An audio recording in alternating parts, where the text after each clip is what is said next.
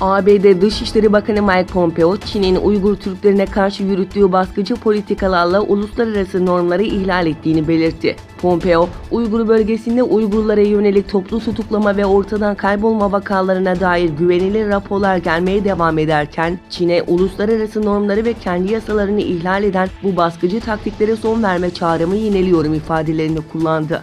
İnsan Hakları İzleme Örgütü'nün raporunda özellikle son 2 yılda Uygur bölgesinde çok sayıda kişinin önleyici polisiye tedbir adı altında suçsuz yere alıkonulduğu ve siyasi bakımdan tehlikeli olarak değerlendirilen bireylerin herhangi bir yargı kararı olmaksızın toplama kamplarına gönderildiği belirtilmişti.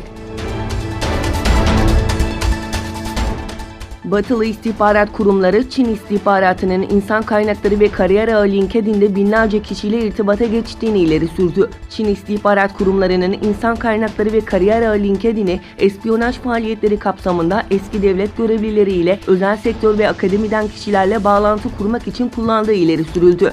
New York Times gazetesinin haberinde ABD ve İngiltere gibi birçok Batı ülkesinin istihbarat teşkilatının tespitlerine yer verildi. Haberde Çin'deki istihbarat kurumlarının yaklaşık 645 milyon kişinin kullandığı LinkedIn üzerinden casusluk ve adam devşirme faaliyetlerinde bulunduğu öne sürüldü.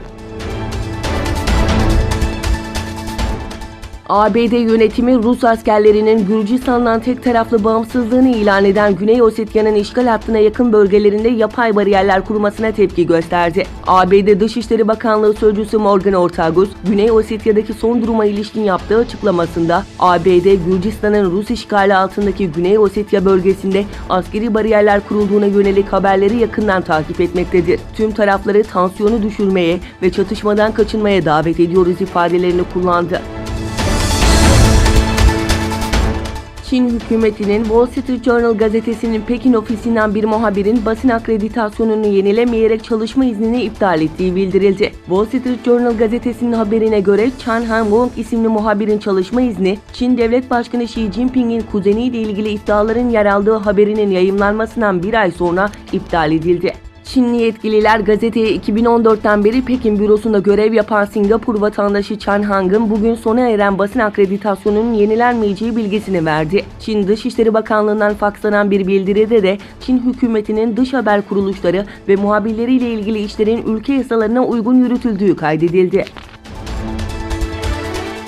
Suriye'de devam eden bombalı saldırılardan kaçmaya çalışan binlerce Suriyeli Türkiye sınırına dayandı. Rusya savaş uçakları ve Esad güçlerinin bombalı saldırıları sonrası binlerce Suriyeli evlerini ve yerlerini terk ederek Babel Hava Sınır Kapısı'na dayandı. Sınır kapısı önünde toplanan aralarında cihatçı grupların olduğu iddia edilen çok sayıda Suriyeli Türkiye'yi protesto etti. Sınır kapısını tekmeleyen Suriyelileri durdurmak için güvenlik güçleri havaya ateş etti. Cilve Gözü sınır kapısı ise güvenlik amaçlı ikinci bir emre kadar giriş ve çıkışlara kapatıldı.